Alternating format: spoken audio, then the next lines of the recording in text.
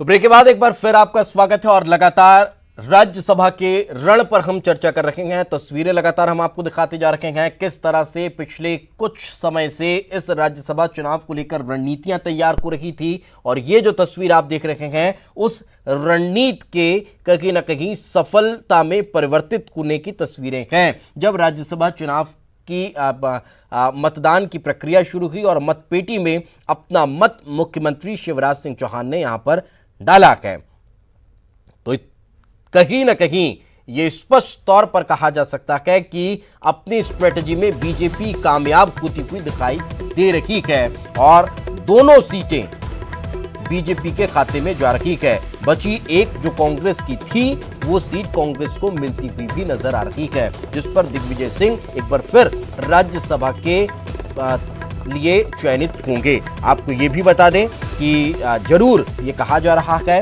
कि फूल सिंह बरैया जिस सीट पर हैं उसके लिए चौंकाने वाले परिवर्तन हो सकते हैं, परिणाम आ सकते हैं। ये तस्वीर भी अपने आप में महत्वपूर्ण है जो आप देख रहे हैं। पूर्व मुख्यमंत्री यहाँ पर आपको नजर आ रहे होंगे और प्रक्रियाएं चल रही है। प्रक्रियाओं के बाद मतदान होगा। लगातार नजरें सभी बनाए हुए हैं और ये प्रत्याशी एक के बाद एक लाइन लगे हुए हैं जो अपने मताधिकार का इस्तेमाल कर रहे हैं, मतदान कर रहे हैं राज्यसभा चुनाव के लिए।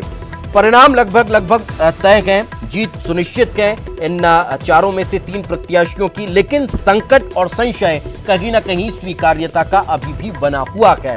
अब वो स्वीकार्यता चाहे कांग्रेस के दूसरे प्रत्याशी जो कहीं ना कहीं इस चुनाव मैदान में उतरने के बाद अपने आप को अब पिछड़ा हुआ मान रखे हैं, पीछे कहीं ना कहीं मान रखे हैं, तो कहीं ना कहीं बाकी दूसरे अन्य प्रत्याशियों की भी।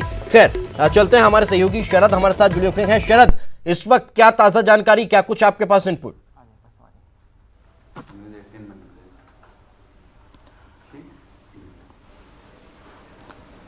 हाँ बिल्कुल, देखिए जो राज्यसभा का रण है वो लगातार जारी है और हम कोशिश कर रहे हैं कि जो प्रत्याशी हैं राज्यसभा के लिए दोनों पार्टियों के, हम उनसे बातचीत कर सकें।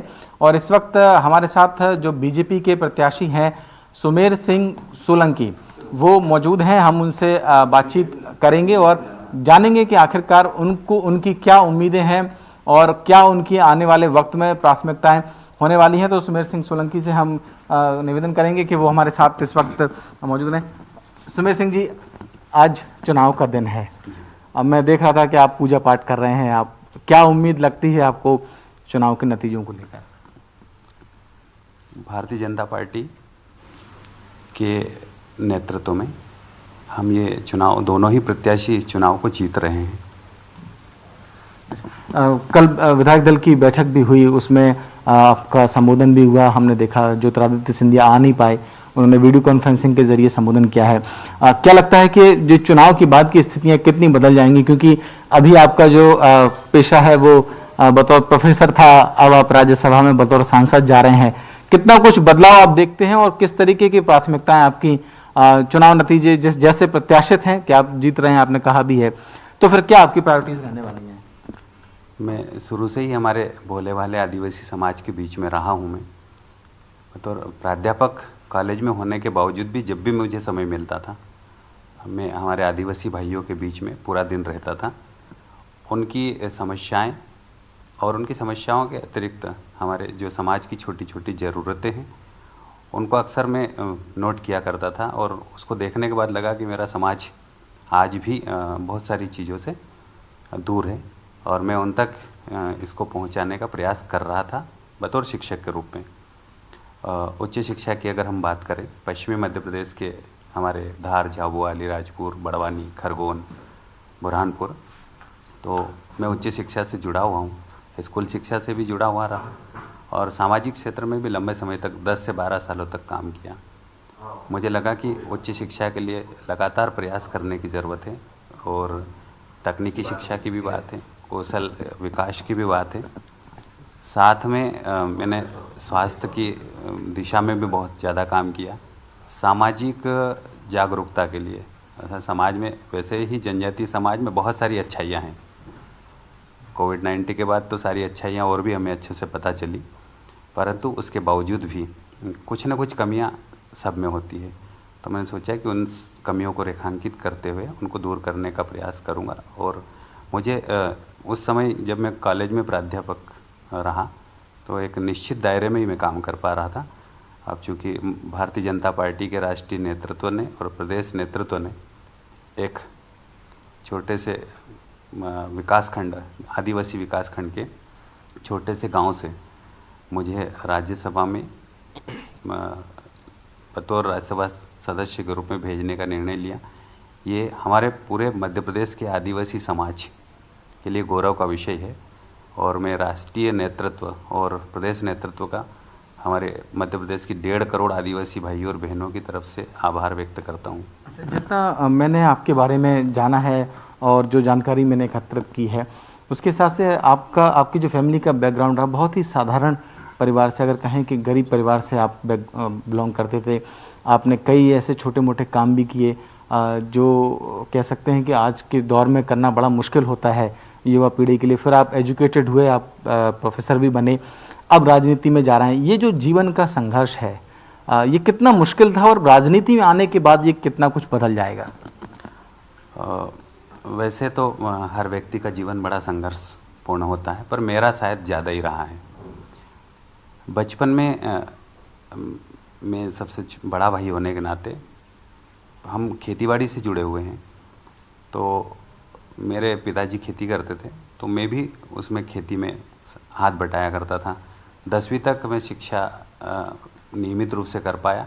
उसके बाद आर्थिक ज़रूरतों को देखते हुए और मेरी आगे की पढ़ाई को देखते हुए मैंने छोटे से शिक्षक की नौकरी कर ली, गुरुजी की। शिक्षाकर्मी वर्ग 3 में भी रहा मैं। फिर धीरे धीरे पढ़ते रहे और आगे बढ़ते रहे।